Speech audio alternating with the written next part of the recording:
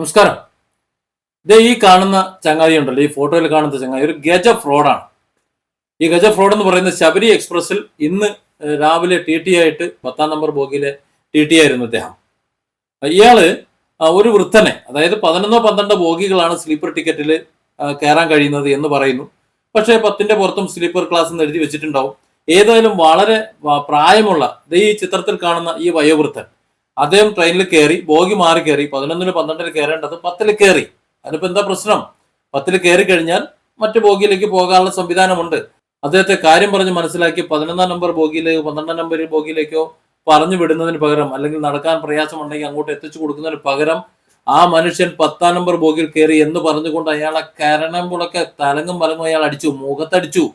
ഈ ചങ്ങായി ഈ കണ്ട എന്താണ് ടി ടി എസ് വിനോദ് എന്ന് പറയുന്ന ഈ ചങ്ങായി, ഇദ്ദേഹത്തിന്റെ മുഖം നിങ്ങൾ ഓർമ്മിച്ചു വെച്ചോ. ഒരു വൃദ്ധന്റെ, തന്റെ പിതാവിനേക്കാൾ പ്രായമുള്ള ഒരു വൃദ്ധന്റെ മുഖത്ത് അടിച്ചു എന്ന് മാത്രമല്ല, 10-ാം നമ്പർ ബോഗിയുടെ ഒരു ഭാഗത്ത് മുതൽ മറ്റേ ഭാഗം വരെ, അറിയാമല്ലോ 11-ാം നമ്പർ ബോഗിന്റെ ഭാഗം വരെ ഇയാൾ വലിച്ചടിച്ചു.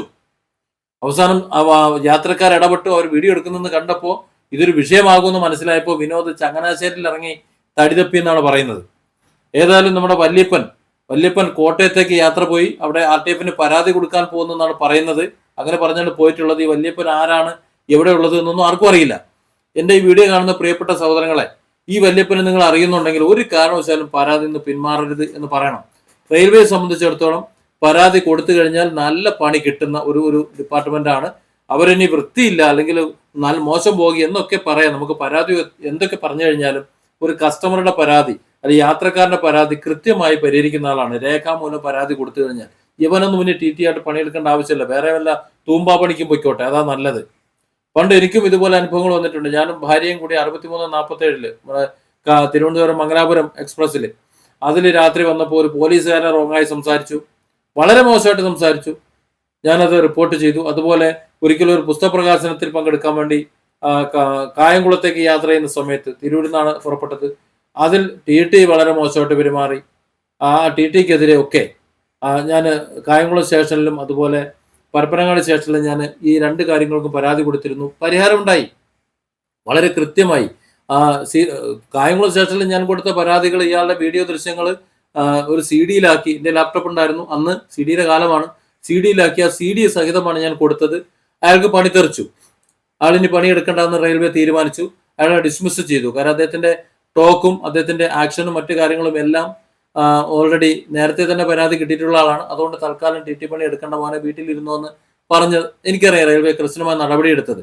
പരപ്പനങ്ങാടിയിൽ ഞാൻ കൊടുത്ത പരാതിന്റെ അടിസ്ഥാനത്തിൽ SI ഒരുപാട് കാല് പിടിച്ച അവസാനം പോലീസുകാരന് വേണ്ടിയിട്ട് പറ്റിയ അവസാനം പോലീസുകാരൻ വന്ന് കരഞ്ഞ് കാല് പിടിച്ച് ഇനി ഒരിക്കലും ഞാൻ ഇനി അങ്ങനെ പെരുമാറില്ല എന്നൊക്കെ വളരെ പറഞ്ഞ്, പിന്നെ അത്രയ്ക്കൊന്ന് ക്രൂരനാകണ്ടെന്ന് കരുതി ഒന്ന് വിട്ടുകൊടുത്തതാണ്.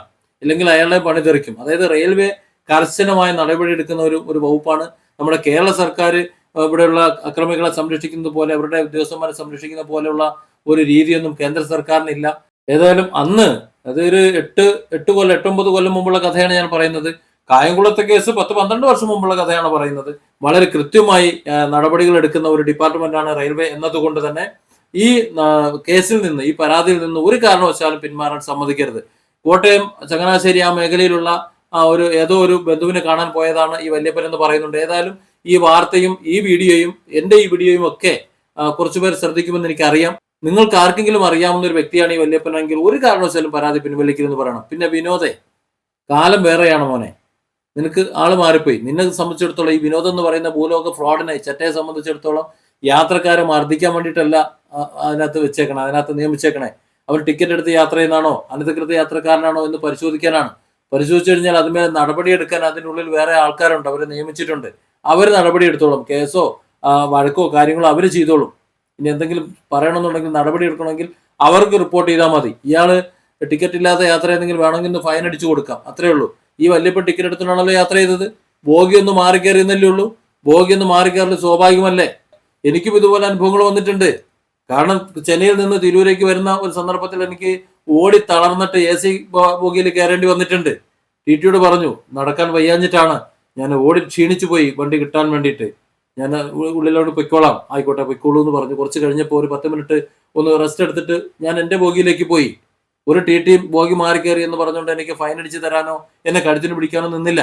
അതായത് ഇവരൊക്കെ മര്യാദ മനുഷ്യന്മാരായിരിക്കണം. ഇതിനുള്ളിൽ കയറുന്നത് മനുഷ്യന്മാരാ.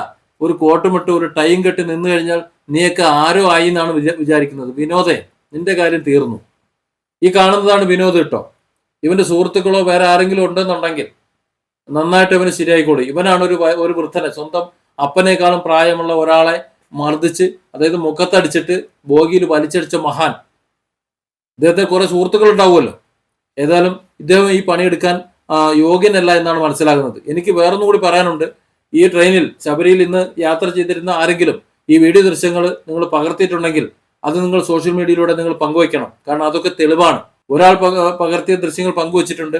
അതിൽ നിന്നാണ് ഈ അടികൊണ്ട ഈ പാവം വൃദ്ധന്റെ ഫോട്ടോയും അതുപോലെ തന്നെ ഈ വിനോദ് എന്ന വൃത്തികെട്ടവന്റെയും ഫോട്ടോ കിട്ടിയത്.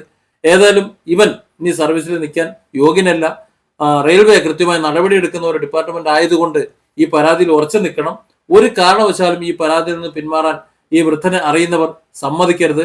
ഇനിയിപ്പോൾ അടുത്ത ഘട്ടമെന്നോണം ഇദ്ദേഹം കോട്ടയത്ത് പരാതി കൊടുത്തിട്ടുണ്ടെങ്കിൽ, RTFന് പരാതി കൊടുത്തിട്ടുണ്ടെങ്കിൽ അവിടെ ഇറങ്ങി പരാതി കൊടുക്കുമെന്നാണ് അറിയുന്നത്. അവിടെ ഇറങ്ങി പരാതി കൊടുത്തിട്ടുണ്ടെങ്കിൽ ഇനി അടുത്ത സ്റ്റെപ്പ് എന്താണെന്ന് വെച്ച് കഴിഞ്ഞാൽ ഒരു സബ് ഇൻസ്പെക്ടർ ഇദ്ദേഹത്തെ തേടി വരും. റെയിൽവേയിൽ നിന്ന് ഒരു റെയിൽവേ SI അന്വേഷണത്തിന്റെ ഭാഗമായി ഇദ്ദേഹത്തിന്റെ അടുത്ത് വന്നതിന് ശേഷം ഈ TTയെ രക്ഷിക്കാൻ ശ്രമിക്കും. അതാണ് അടുത്ത പരിപാടി. ഒന്ന് കോംപ്രമൈസ് ചെയ്യാല്ലേ, കരഞ്ഞ് കാല് പിടിച്ച് വല്ലാതെ വർത്താനം പറയും. അതാണ് അടുത്ത പ്രൊസീജിയർ എന്ന് പറയുന്നത്. ഒരു കാരണവശാലും നിന്ന് കൊടുക്കരുത്. അയാളിനി പണിയെടുക്കണ്ടെന്നേ.